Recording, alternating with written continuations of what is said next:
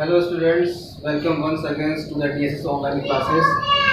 Here we are again going to discuss one important principle of Henry Fayol that is known as the stability of tenure of personals. Today ये जो है आजकल हर एक employees का ये शिकायत रहता है इन द करंट सिनेरियो कि they feel in any organizations they feel insecure about his job. They feel insecure about his job. In any company, in any organizations, even in the metropolitan cities, मैंने ये अनुभव किया है, मैंने ये देखा है. This is my self experience. Whenever any employee go to the interview for any organizations, first of all he look for the stability. पहले का सीन ये था कि पहले के जो लोग किसी भी कंपनी में इंटरव्यू देने जाते थे तो वो सैलरी को पहले प्रायोरिटी प्रोवाइड करते थे, लेकिन the scene is totally changed. Nowadays the candidate they are looking to the stability of the position, मतलब उस कंपनी के अंदर जो है स्टेबिलिटी है कि नहीं है ये कैंडिडेट अब देखते हैं. उनका पहला प्रायोरिटी क्या हो गया, अब स्टेबिलिटी हो गया है, और उनका जो रिम्यूनरेशन जो सैलरी जो है वो जो है सेकंड प्रायोरिटी हो गया है. तो dear students, we are discussing this point. This is known as the stability of tenure of a person. That is a very important principle of the Henry Fayol. Henry Fayol says that there should be a मतलब किसी भी company के अंदर जो है employees turnover नहीं होना चाहिए. There should be minimize the employees turnover to create the organizational efficiency. अगर जो है ऑर्गेनाइजेशन की एफिशिएंसी को इंक्रीज करना है तो कंपनी को जो है हायर एंड फायर रूल जो है वो अडॉप्ट नहीं करना है. If the company follow the hire and fire rule तो उस कंपनी के कभी भी जो है एफिशिएंसी जो इंक्रीज नहीं हो पाएगा, because the employees feel unsecure and stability, and in such situations the employee never give him to the organisations अपना जो बेस्ट है, जो 100% जो है अपने एम्प्लॉयज को जो है अपने एम्प्लॉयर को जो है वो दे नहीं पाएंगे. देखिए बहुत सारा मिसकंसेप्शन है stability of tenure of a personnels. तो जो इसमें main the Henri Fayol says that कि जो कोई भी एम्प्लॉय अगर कंपनी के अंदर आ रहा है चाहे तो it is the responsibility of the HR manager. हर एक कंपनी के अंदर जो है there are various divisions. among the various divisions one HR division is also available. इसकी रिस्पॉन्सिबिलिटी होती है कि एम्प्लॉयज को जो है रिक्रूट करना, सेलेक्ट करना, अपॉइंट करना, ट्रेनिंग प्रोवाइड करना. So this is the responsibility of the HR manager कि whenever he going to select any persons to appoint any persons को जब सेलेक्ट करने जाता है तो उसके पहले जो है he just follow the due and the rigorous procedure before selecting any candidate. अगर जो है हम ड्यू और रिगरस प्रोसेस को जो है प्रोसीजर्स को अगर कंपनी अडॉप्ट नहीं करती है, एचआर मैनेजर अडॉप्ट नहीं करता है, तो उस सिचुएशन में ही जो है कंपनी जो है अपने एम्प्लॉयज को जो है फायर करती है और फायर करती है. इट मीन्स दैट कि अगर स्टार्टिंग से ही अगर कंपनी जो है अपने जो है सिलेक्शन प्रोसीजर को जो है रिगरस करेगी, स्ट्रॉन्ग बनाएगी, ठीक है, कई लेवल के थ्रू जो है अपने एम्प्लॉयज कैंडिडेट को सिलेक्ट करेगी अपने एम्प्लॉयज के रूप में, तो कंपनी जो है कभी भी जो है hire and fire rule adopt नहीं करेगा. So it is very important कि हर एक कंपनी जो है रिगरस प्रोसीजर अडॉप्ट करे अपने कैंडिडेट को चूज करने के लिए. Once the employ is selected should be kept in his or her post fix period of time. मतलब company employ the Fayol says that कि कोई अगर पर्सन जो है अपॉइंट हो गया है कंपनी के अंदर तो उसको जो एक फिक्स्ड टेन्योर मिलना चाहिए, एक फिक्स पीरियड ऑफ टाइम मिलना चाहिए, minimum fix period of time मिलना चाहिए. उस फिक्स पीरियड ऑफ टाइम के अंदर जो है वो एम्प्लॉय अपने को शो कर सके, अपने एफिशिएंसी को शो कर सके. So this is very important. तो ये तभी पॉसिबल है when the company give a fixed period of time to show the employees efficiency. जब कंपनी जो है एक ड्यू एंड रिगरस प्रोसीजर्स को अडॉप्ट करेगी एम्प्लॉय कैंडिडेट को अपॉइंट करने में और सेलेक्ट करने के अंदर. Again the Henri Fayol says that it create a harmonious relations between the employer and the employee.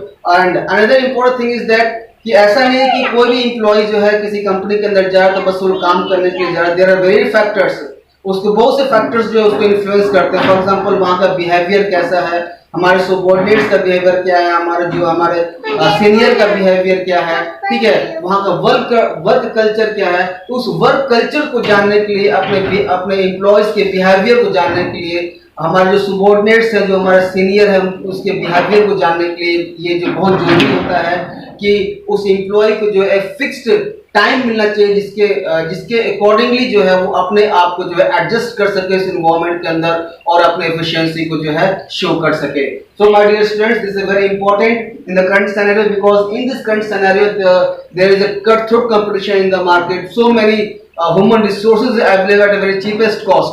तो हर एक एम्प्लॉय जनरली ये देखा गया कि every company they follow the hire and fire rule, और जैसे कंपनी को भारी नुकसान हो जाता है, ठीक है। So what is the impact, what is the key element of if any company they follow the principle of Henry Ford, that is a stability of tenure of personnel, तो इसका positive effect क्या होता है? First is develop sense of belongingness toward the organizations, ठीक है। तो सबसे पहले चीज ये आती है कि एक belongingness की फीलिंग आती है एम्प्लॉयज के साथ, मतलब कि the employee feel कि he is a part of the organisation. अगर ये फीलिंग नहीं आएगा, एक अपनेपन की फीलिंग नहीं आएगा, उसको हमेशा डर लगा रहेगा कि आज मैं फायर हो जाऊंगा, मैं कल फायर हो जाऊंगा। जब बिलोंगिंग की फीलिंग नहीं आएगी तो अपना जो मैक्सिमम जो है कंपनी को दे नहीं पाएगा। इवन उसके पास एफिशिएंसी होने के बावजूद भी, उसके पास टैलेंट है, एफिशिएंसी है, बट वो इनसिक्योर फील कर रहा है, इंस्टेबिलिटी फील कर रहा है, तो अपना जो है 100% दे नहीं पाएगा। Next one is improve the efficiency level of the employees. When the employees feels that कि I am secure in my job, मेरे को सिक्योरिटी है अपने जॉब के लिए, तो अपना जो 100% सेटिस्फैक्शन तभी प्रोवाइड करेगा। Minimise the wastage of resources here, the minimise the wastage resources means, देखिए कंपनी जो है एक बहुत ज्यादा पैसा खर्च करती है एम्प्लॉयज के रिक्रूटमेंट में, सिलेक्शंस में, ट्रेनिंग में, डेवलपमेंट में, ठीक है। तो जब कंपनी जो है हायर एंड फायर का रूल अडॉप्ट करेगी तो बहुत अधिक पैसा जो उसका जो है कंपनी के एम्प्लॉय कैंडिडेट के रिक्रूटमेंट में, उनके ट्रेनिंग में, उनके डेवलपमेंट में पैसा खर्च करेगी, ठीक है। तो इससे बेटर यही है कि हम अपने प्रोसीजर्स को रिगरस रखें, ताकि जो भी हम कैंडिडेट को सेलेक्ट कर रहे हैं वो जो है लंबे समय तक हमारे ऑर्गेनाइजेशन के अंदर काम करें। लेकिन अगर ऐसा नहीं हो रहा है तो उस कंपनी का जो है रिसोर्सेज, मतलब कि physical resources, human resources, financial resources और सबसे मोस्ट इंपोर्टेंट टाइम जो है उसका वेस्ट होता है। Next is employee satisfaction.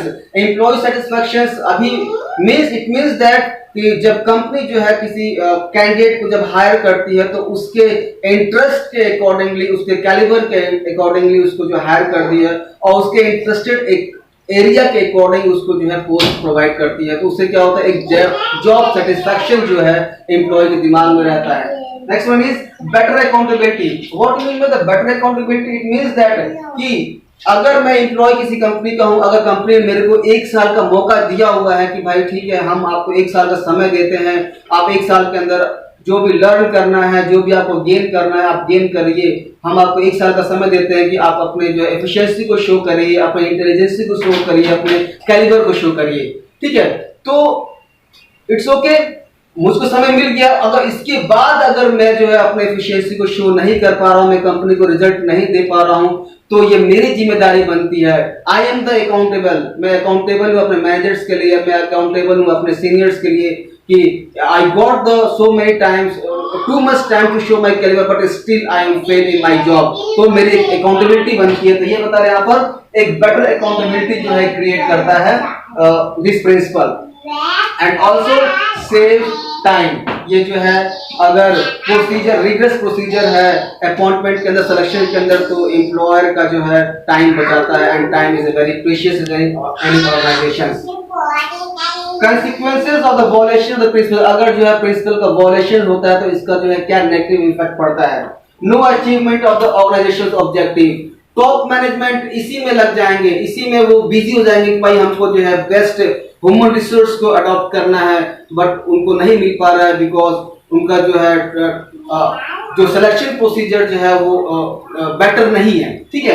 तो they are always, top management के बहुत सारे वर्क होते हैं, दे आर वो स्ट्रेटजी बनाते हैं, पॉलिसी बनाते हैं, लेकिन अगर जो है इसी में वो लग गए तो अपने जो मेन वर्क को जो है वो फोकस नहीं कर पाएंगे, तो अल्टीमेटली जो है वो अपने ऑब्जेक्टिव को जो है फुलफिल नहीं कर पाएंगे। Lack of employees participation, again employees का जो पार्टिसिपेशन जो है अपने वर्क के अंदर जो है वो डे बाय डे जो है डिक्रीज होता चला जाएगा, because they feel insecure in their job. Wastage of resources, again time resources का, चाहे फिजिकल रिसोर्स हो, चाहे ह्यूमन रिसोर्स हो, चाहे फाइनेंशियल हो, and most of all the important इस टाइम का जो है वेस्टेज होता है। जब कंपनी बार बार जो है सेलेक्ट करती है, बार बार ट्रेनिंग प्रोवाइड करती है, तो इसमें जो है कंपनी का बहुत ज्यादा नुकसान होता है समय का। Dissatisfactions among the employees and add to the cost. Add to the cost means if the company they बार बार जो है वो सिलेक्शन कर रही है, टाइम दे रही है ट्रेनिंग के अंदर, तो ये जो है एक कंपनी का एक एडिशनल कॉस्ट जो इंक्रीज होता है, जो प्रॉफिट का बहुत सारा अमाउंट जो है वो इस रिक्रूटमेंट में, सिलेक्शन में जो है वो खर्च होता है। अगर इस तरह का नहीं होता तो वो पैसा जो है कंपनी अपने अदर फील्ड में यूज करती है, अपने आप को जो है इन्हांस करने में यूज करती है, अपने ब्रांचेस ओपन करने में यूज करती है, अपने फील्ड को डाइवर्सिफाइड करने में खर्च करती है। So my student, is very important from the examination point of view also, and we have discussed the positive effect and negative effect of this principle. Now we discuss the keywords of the principle, that is known as the stability of tenure of personnel. So what is the keywords? Is very important to know the keywords. First is no frequent transfer or terminations. देखिए ऐसा नहीं कि termination ही जो है इस principle का main motive है। If the employee they frequently transfer from one department to another department, from one branch to another branches, तो इसको ये नहीं होना चाहिए इस प्रिंसिपल के अंतर्गत, ठीक है। Next one is giving a minimum time to employee to settle down. इससे मैंने आपको एक्सप्लेन किया था कि अपने एफिशिएंसी को शो करने के लिए जिस कंपनी के अंदर वो वर्क करने जा रहा है वहां कल्चर्स को अडॉप्ट करने के लिए, अपने एम्प्लॉयर के बिहेवियर को जानने के लिए, सबऑर्डिनेट्स के बिहेवियर को जानने के लिए, वहां के रूल्स रेगुलेशंस के साथ फैमिलियर होने के लिए उसको कम से कम एटलीस्ट समय चाहिए, और वो समय ही जो है इस प्रिंसिपल को बता रहा है। एटलीस्ट ए फिक्स्ड टेनर उसको चाहिए ताकि वो अपने आप को एडजस्ट कर सके, कोप अप कर सके एक नए एनवायरनमेंट के अंदर।